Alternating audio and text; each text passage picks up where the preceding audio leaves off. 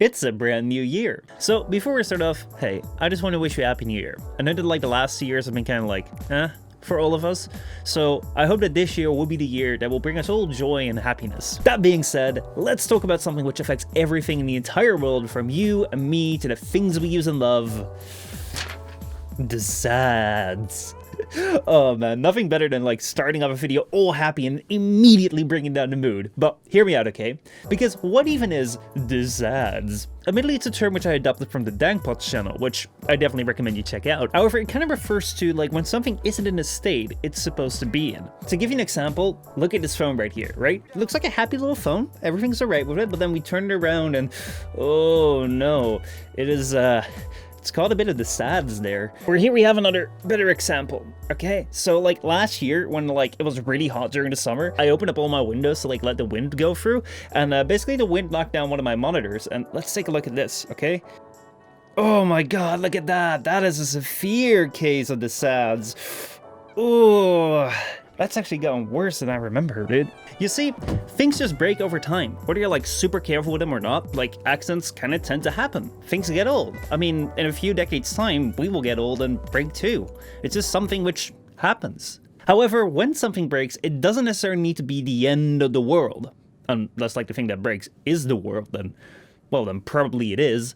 But most things that break in our daily lives are things that we use a lot, like phones, controllers, laptops, which, you know, when they break can be super inconvenient, but also a great excuse to like buy something new. Because let's be honest here, with like how similar all these gadgets have gotten nowadays, like when do you actually decide to get something new? Is it when you see that brand new feature and like, oh man, I'll pay $1,000 for that? Or is it when you like drop your phone, you look at your screen like, I guess I'm getting that fancy new one now. I know that this is like super dependent on like who you are and whether you can afford it, but whenever something catches just like a little bit of the sads, there's always this like tiny little voice in the back of my head that says like, hey, I know this sucks, right? But what if we get a new one? You know, something which is even better than this, bigger screen, more features, you know you want it, right? Come on, let's go get it. And a lot of times, especially when like the case of the sads is so severe, as you can see right here with like the cracks all over the screen, it is so tempting to just go like, you know what, let's also decide, let's get a new one. But what if there was another option? What if you could fix this such that you could either use it again and save yourself like a bunch of money, or if you still want to get that new thing, fix it up, give it as a present to someone, or, you know, sell it for some cash? Like, wouldn't that be cool? Well, that is what we call repairing. Hold up, you say. Sounds cool and all, but man, I don't got no technical skills. Like, I'm not the engineer who put this entire, like, complicated thing together. Like, the only thing I do is, like, I turn it on, watch some videos. Like, how do you expect me to know how to fix this thing? And yeah, I mean, you're absolutely right. Like, a device like this is very fucking complicated, and I wouldn't have the first clue as, like, how to build this. However, I don't think you need to know anything about like how to make the phone in order to like fix something like a broken screen, which is probably one of the most common things which tends to break on these things. And that's all because of 2 words: adult Legos. Man, I freaking love Legos. It's just that like nowadays I don't really have the time and place for it anymore, but they're great. Let's take a look at this Lego plane right here. If you were to give me like all the Lego parts in the world and tell me like, you know, make this exact plane, I wouldn't be able to do it. I mean, like, I'd make some sort of plane, but like this thing with like the propeller and stuff, like no way, man. Like, I'm not a Lego engineer. I don't know how to make this shit. However, what if you give me this plane and, you know, something is broken? Could I fix that? Well, as long as I have the plane, the part, and, you know, like the manual, it's easy, right? So now, you know, let's take this plane and the broken part, and let's take this phone and the broken part. Like, basically the process of fixing these is pretty much the same. It's just like the steps in between are a little bit different, and instead of like this manual, you may have to like look at like something like a teardown video, which like shows you how to do it instead of, you know, the step-by-step Lego instructions. But basically the process is still the same. You don't need to know how to make this or this from the ground up. As long as some human has like put one of these things together and like you only need to fix a part of it, like, I believe that you, as another human being, should be able to, like, take it apart, replace something, and, you know, just put it together with a decent manual around. And honestly, like, the really cool thing is that just like with Legos, when you complete it, it just feels amazing because, you know, it feels like you've made this thing yourself. So that's why today I want to take you through the process of fixing this phone screen right here so you can kind of see what the process is like. and what you need to do. Now, I have not prepared anything for this. I don't have like other phones in which I've tried this. I've never actually done the screen repair. So basically, this will be my first try. So if I fail, you'll be here to see it. But if I succeed, then this is probably something which you should be able to do as well. Like, I'm not an engineer. I'm not a technical person. Like, I'm just, you know, making some videos online and I'm gonna be fixing this. Hopefully. All right, so before we begin, let's go get some tools which we're gonna need to like do this repair. So first of all, we're gonna need something to heat the phone up with. Then we're gonna need to have the replacement part, obviously, and we're also gonna need to have some tools. Now, I kind of just very quickly want to touch on these tools right here. I'm not sponsored by anything. I know this company does that sometimes, but I don't. This is something which I bought with my own money, and honestly, I got this like 2 years ago or something, and for 50 bucks, this has been like one of the best purchases I've ever made.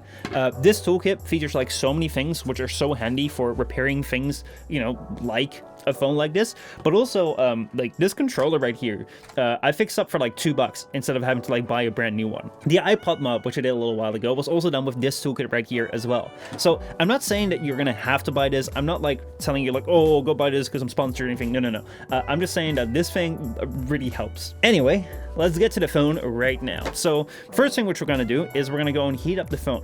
Now, the reason why we're heating up the phone is because if we want to access it, we're gonna have to go for the back. However, the back right here is like sealed shut with like a glass panel which is adhered with like glue to like the phone. So what we want to do is like we're going to heat it up so we can like more easily cut through the glue and then take up the glass panel and then go access the inside of the phone, as long as I don't drop it. All right, so let us begin. All right, so it's now hot enough that like if I touch it, it kind of hurts a little bit. All right, so if we measure that, that's about like 40 something degrees. I don't know what the exact temperature is, but it's just like, just make it hot that like if you touch it, it's kind of hot. Now this may take a little bit of prying and like trying over and over again because like these phones are seriously well like locked up. But if you're lucky, you should be able to see like a little gap. I don't know if you can see that. A little gap where you can put your pry tool in and then just start cutting the glue. So you want to make sure that it stays hot while you also like don't bend the glass too much, and especially be careful around corners. And just make sure that we like slowly cut through the adhesive that is holding the phone down. And I know that this phone doesn't really have any like ribbon cables connecting like fingerprint sensors or anything else to the back glass. It's just the back glass, so I don't have to worry about like cutting through anything there. If your phone does have that, just, you know, watch out. Be careful when lifting it because it's still glass. But here we go. First time opening up the phone. Woo! Now look at that. That is your phone open, and there was a cable connecting that. Yeah, we got very lucky there. We got very lucky there. So what we need to do now is open up the rest of the phone. I'm going to take out all these screws, and then we're going to go and detach the battery once we get under like the plastic coverings here. Once these plastic coverings get off, you can see like the really cool stuff which is inside, which I absolutely love. Now, one thing which I would really recommend is that like you organize your screws as you take them out in a way that you know like which screw came from like which hole. Since some phones have screws which are different lengths and like different locations, and if you put the long screw in the short hole, you're going to have a problem. So now let's go take off the parts here. Let's unplug the battery. And what you see now is this right here is the internals basically of your phone, which is pretty damn cool, right? What we're gonna do now is we're gonna make sure that we remove the trays that are in the side, because that's something which you can do at the start, but I didn't do that because I forgot. However, now that we have those removed, we saw one screw here, two screws there, and one screw there, and then I think we can take out the motherboard as well. This right here is the display cable, by the way. This is the one that we need to disconnect for sure, so that we can put in the new display. Let's see if we can actually remove the motherboard now. And there we go. Look at how small that is. Look at how like tiny, and like this is like the entire phone basically. Like you have your cameras up front, you have like your processors down here, like it's so cool. Like it's so tiny basically, and this is basically like the shell of it. Like this is why I find it so cool to like take these things apart and see how they work. What we need to do right now with the front screen is basically the same thing that we have done with the back screen, because it's just pretty much adhered in the same way. If we look at the adhesive, like it's really thin. Now there's a couple of things that you need to be aware of when it comes to like a screen like this. Is one, if you touch any of these pixels, you're gonna be in for like my monitor. It's gonna catch the SADs real bad. We don't care about the screen anymore because basically we're not gonna be using it. Actually, I think I can kind of like rip it out. Look at this. I'm pretty much just like taking it out just with my suction cup alone. I'm pretty sure that this LCD is now cracked and won't work anymore. I'm not really keen to like go and find out, turn it on and stuff. You know, as they say, no pain, no gain. And it's off. We didn't entirely escape unscathed. That's because like there was a lot of damage to the sides where like pretty much the glass was like splintering. What I want to do now is I want to go grab the screen and I want to go put it inside the phone, but not adhere it yet. I want to see whether this thing actually works. If it doesn't work and I've already put it in the phone, it's kind of just going to be a waste of time. So we're just going to put it in like this, and then we're going to go grab the motherboard. So now is the moment of truth. Basically everything should be in here. So if we turn it on now, there we go. It works, it works. We want to see whether the touch works. If that works, we can glue it in, and we got a brand new phone, dude. Like, holy fucking shit. It just works. So we're going to turn it off again. Now we're going to put it back together properly. Here goes. Here goes nothing, boys. All right, all right, all right. Now, the moment of truth, we're going to put it in the phone here. Jeez, I am not ready for this.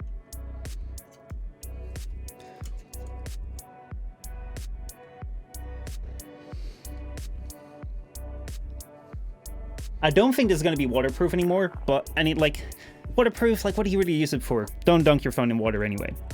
So the screen is on now. So now to properly install everything back into it, and then let's see. All right. And there we have it. A brand new phone. Or actually, wait. There we have it.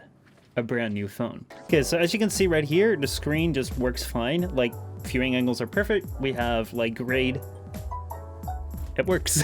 So basically right now we have a brand new phone which looks perfect. It's completely fixed, and I did it in pretty much one afternoon. Now to round up the cost a little bit, like I got this screen which is like a genuine Samsung part for about $100 with the adhesive. Let's say that I were to also like get this like toolkit right here, it would be about $150. Now there are cheaper like knockoff parts available if you look online. However, for a screen like this, I want to make sure that I have a screen which works and which like looks good. So as long as the manufacturer supplies like original parts, I'd say go with that for the screen. However, if you want to go cheaper, the risk is up to you. However, still, let's say we have $150 for like this toolkit and this set. I could sell this phone for about 200 plus, like on the second-hand market. That is pretty damn cool. You make a little bit of a profit and you could like get a new phone. However, I'm not gonna go sell this phone right here. I have a pretty good plan for it. Basically, I got this phone from a friend. I was actually going to be tossed aside because he got a brand new one. He shut it up, and my dad still runs a phone from like 2011, which is like the most garbage thing you've seen in a long time. Like, oh my god, that thing is like, oh, it's on its last leg. Like, let me know in the comments if you still have a phone which is 11 years old. I think there's going to be like a great new upgrade. I didn't really do like much extra on like the adhesive on the back because like this adhesive was so strong it still kind of holds. It's going to live in a case like this anyways, so the chance of this coming off is like 0. Anyway, I hope you enjoyed this video and you now have like a little bit of a better idea as like how this process works. I'm not going to say that this is something which you can do with your eyes closed and like, oh man, it's like you will not escape this unscathed. But it is far easier than a lot of people think it will be, especially because like as you saw, like the steps that we took was literally just, you know, take out the back panel, which probably took me the most effort, then, you know, screw like the motherboard loose, take it out, then get rid of the front screen, which was super easy, so much easier than I ever thought it would be, and then just like put the new thing in, bada bing, bada boom, it works. So yeah, like if you have an old phone laying around which you want to fix, it is a lot easier and probably a lot cheaper to do it yourself than you could kind of like have a brand new phone again, which I think is really cool. Anyway, that is it for me. If you want to see more stuff, check out any of these videos right here, and I will see you around for next time.